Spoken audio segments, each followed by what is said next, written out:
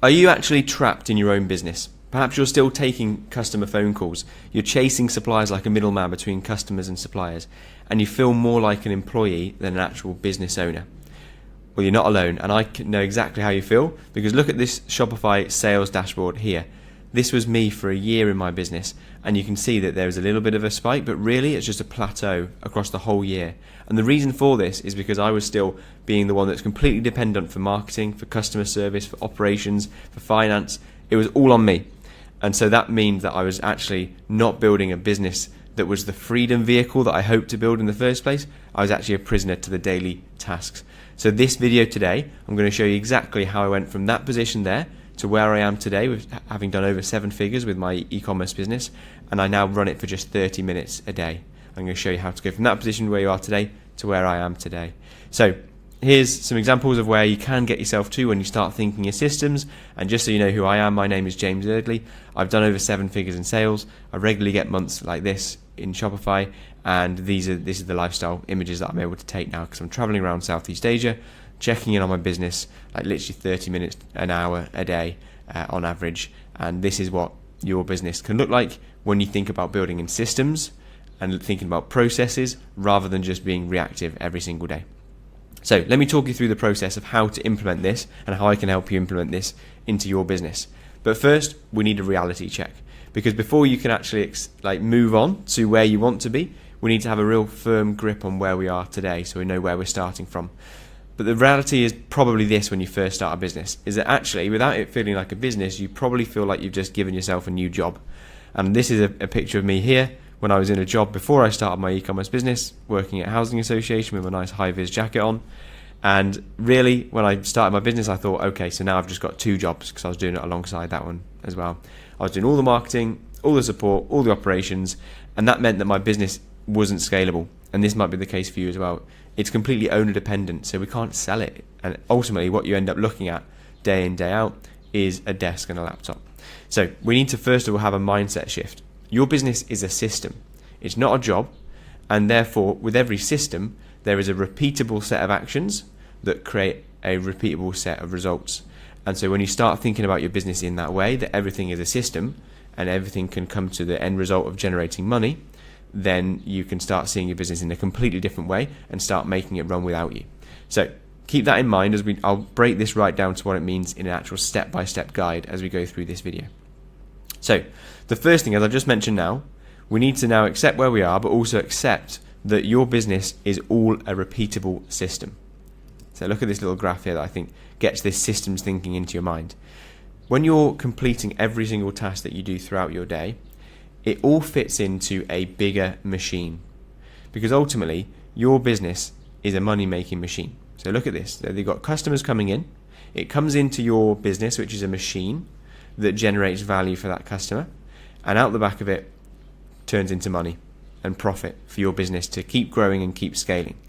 So that means that everything you do is all inside this machine here, whether that's answering a customer phone call, whether that is fulfilling an order, whether that is optimizing your Shopify store.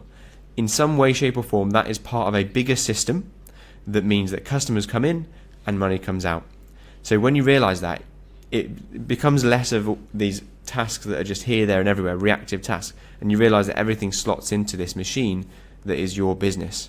So with that in mind, we can actually then systemize all of the tasks that we're doing right now, put them into their processes that they're actually already part of, but we're not yet aware of that. And then we can become more efficient in those processes, delegate where necessary, and mean that you just work on the most important tasks that grow the business. So a quick win to take away from this right now is pick one task that comes to mind and ask yourself, how would I actually be able to teach this? Because as soon as you're able to think about how you teach it, you put that into bullet point lists of how you do every task, and then you can give it away. So for example, for customer phone calls, how do you answer the call? How do you help that customer with the specific questions that they've got? And how do you follow up from that phone call? Everything you do will be a set of processes, and as soon as you can put that into a list, you can then give that away. So start thinking about systems, and I guarantee it's the way from being in a job that you've given yourself to being able to travel the world and generate more income at the same time. So once you have understand and you've got into that mindset of everything being a system, now the way I like to look at things, and I learned this from the book called The E-Myth, is that your business has a critical client flow. Now, what is a critical client flow? Well, what it is it means that there is a flow of operations that flows through your business, which essentially helps your customer through their customer journey. So your critical client flow is how your business takes your customer from not knowing who you are all the way through to purchasing and even after sales and purchasing from you again in the future. So for my e-commerce business, I created my critical customer flow, and if you're running an e-commerce business, yours will be very similar to this as well. But once you've got your idea of a critical client flow, it's so important, so crucial, because you can see how every single operation comes as part of the flow that your customer experiences with your business. And no matter what business you're in, ultimately what you're doing as a company is delivering value from your system that helps your customer in some way, shape or form solve a problem that they've got, and therefore spits out money for you at the end of it. So let's go through my critical client flow for my e-commerce businesses. So you can see that there are different stages, there are different actions, and there are departments that cover the different actions. So you start from top to bottom, and we can explain the whole process of how a customer gets value from our business.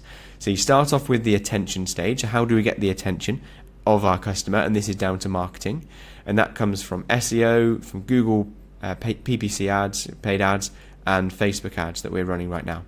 They all come through into the website, and the next step for a customer on their journey might be to live chat or phone us or email us, get in touch to ask questions about the product.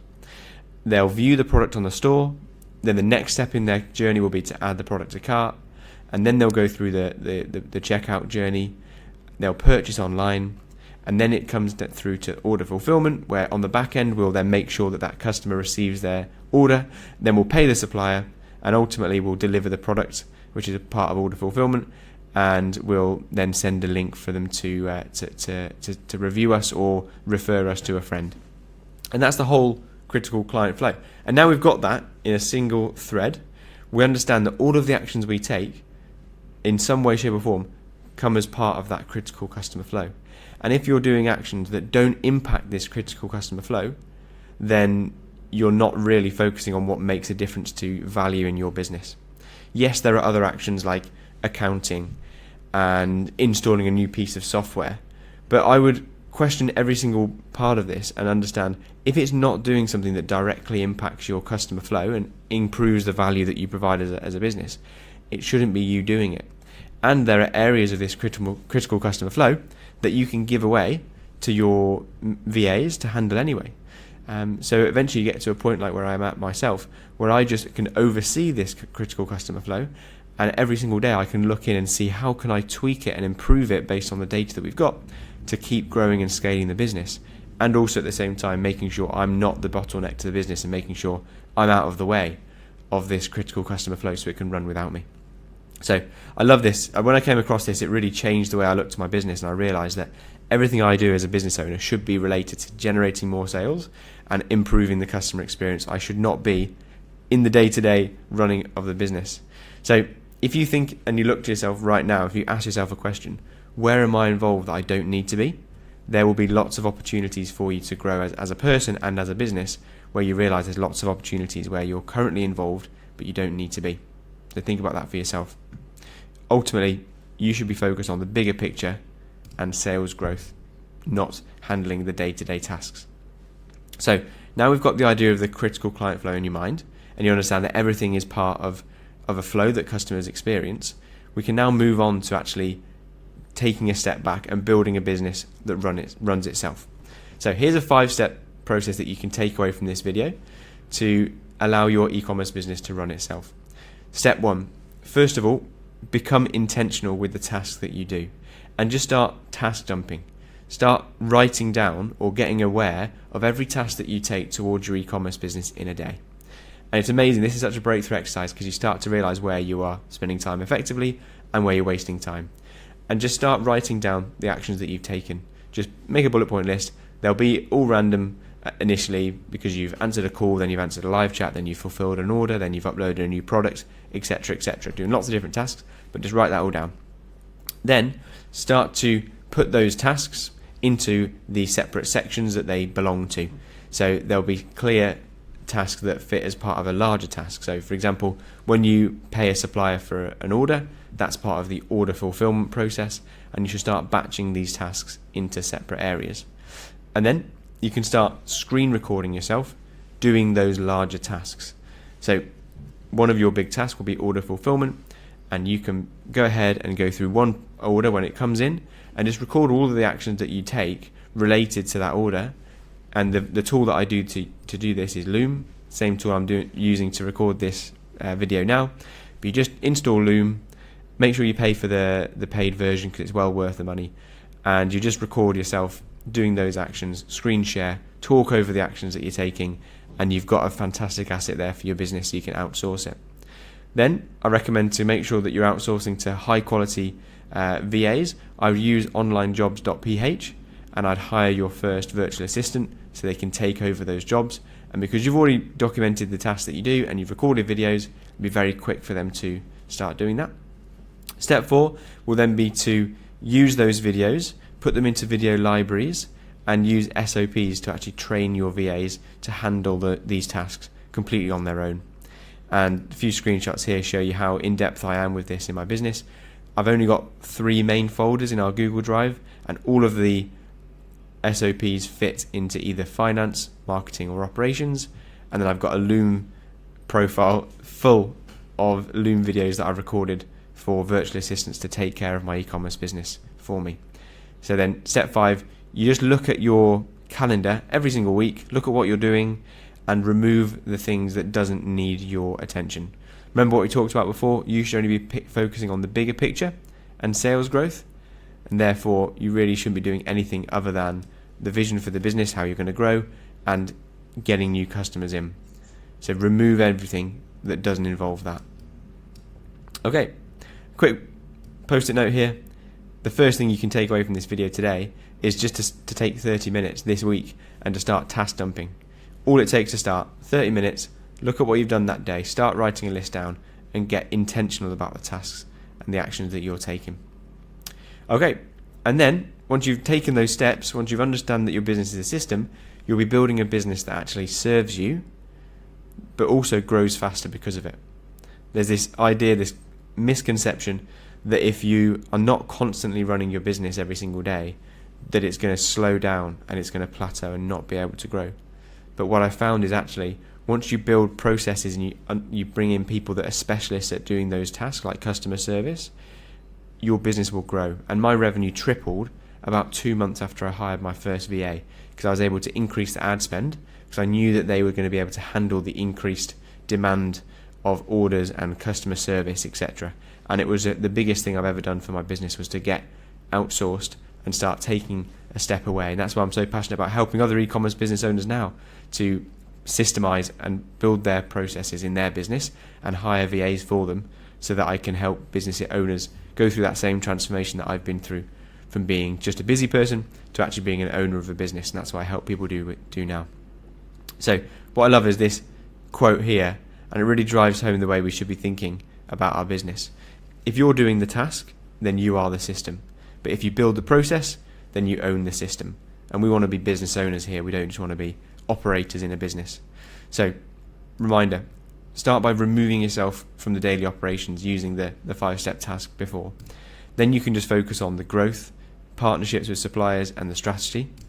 Then you can start traveling if that's your goals, like I am, without having to check your phone, without having to check emails all the time. And ultimately, the business runs while you live. So you can do what you want. You can focus on the tasks that excite you, and the business will continue running while you do whatever it is you want to do, whether you want to travel, like I am in Bali right now, or if you just want to spend more time with family, friends, etc. However you want to live your life, it becomes up to you once you take these actions. Remember this. If your business needs you 24/7, it owns you, and you don't own the business. So, to summarize, this is the path to actual freedom. It's not building the business, it's building a business that runs without you. And if freedom was the reason that you built a business in the first place, then it's crucial that you start systemizing your business. But a big misconception is that once you systemize, you actually lose control. But systemizing does not equal losing control. is actually gaining freedom. It's gaining control back over your life. No more firefighting, no more bottlenecks, no more reactive answering phone calls when you're trying to have a break or you're trying to sign a new supplier and you're missing customer phone calls. It brings an element of calm, clarity and ownership over your business that you might not have right now. And here's a before and after. It's really easy to understand how important this is. Before, the way you're probably feeling before you clicked on this video is burnt out, or if you're not burnt out yet, you will be soon if you continue to do everything on your own. You'll feel scattered because you're just reacting to all these different tasks and ultimately overwhelmed. And that can lead to you plateauing or even giving up with your business. The after version, once you systemize and process drive your business that runs itself, you'll be more energized and therefore you can put more energy back into building the business. You'll be strategic, taking actions that really move the needle rather than just doing daily actions, and you'll be free from the change that you've built for yourself with the business once you have systemized it and outsourced where necessary. So start building that machine that works without you, using the steps that I've shared today. Hope you enjoyed the video today. Let me know if you have, and I'll catch you in the next one.